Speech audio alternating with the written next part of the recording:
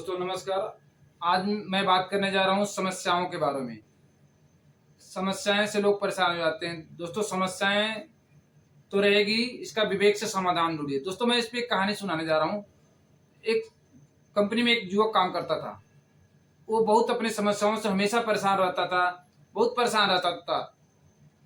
जब वो परेशान रहता था तो कुछ समय बीता। कुछ समय बीतने के बाद उसको पता चला कि एक साधु महात्मा का काफिला यहाँ से गुजर रहा था, और गुजरते गुजरते उसके आसपास में ही रुक गया।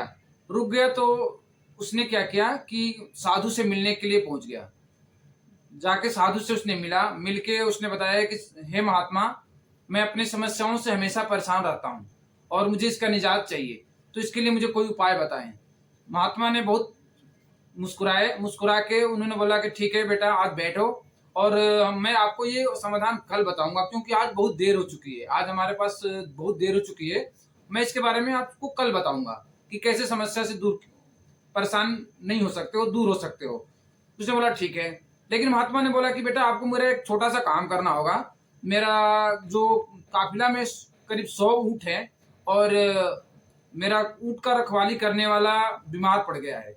तो आप एक रात मेरे ऊँट की रखवाली करनी है और आपको वहां पर उनको देखना है, और जब सारे यूं ऊँट बैठ जाए तो आपको रात को सोना है। उसने बोला ठीक है महाराज। उसने रात को ऊँट की रखवाली करने के लिए चला गया और उसने रखवाली करने लगा।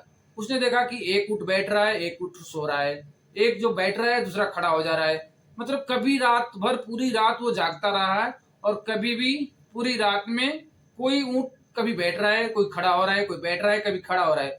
वो कभी सारे ऊँट एक साथ बैठ नहीं पाए, सो नहीं पाए। वो रात भर परेशान रहा, और रात परेशान रहा। जैसे सुबह हुई, महात्मा ने उसको अपने पास बुलाया।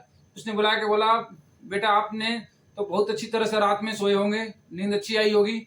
उसने बोला महाराज, रात भर सो ही नहीं पाया। जब मैं सोने के लिए कोशिश करने जा रहा था तो एक ऊँट बैठ रहा था और एक ऊँट खड़ा हो जा रहा था।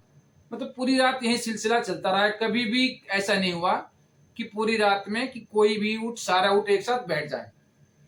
तो महात्मा ने मुस्कुराए और बोले, बेटा मुझे पता था, क्योंकि कभी भी ऐसा नहीं हुआ कि सारे ऊँट एक साथ बैठ जाएंगे। कभी भी सारे ऊँट एक साथ नहीं बैठ सकते हैं।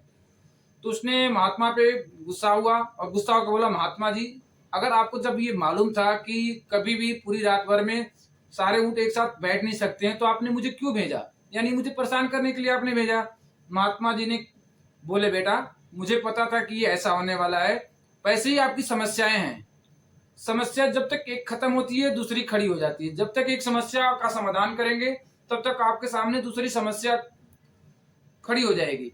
जैसे ये ऊँट एक बैठता है और एक खड़ा हो जाता है, वैसे ही आपकी समस्या है। तो लाइफ में, जिंदगी में कभी भी सारी समस्याएं खत्म नहीं होती है। हर समस्या का समाधान है। अपने धैर्य पूर्वक समस्या का समाधान करें। एक समस्या का समाधान करेंगे, दूसरा समस्या आएगी, दूसरे समस्या का भी समाधान करेंगे, तीसरी समस्या आएगी। लेकिन कभी भी आप अपने मन को विचलित ना करें।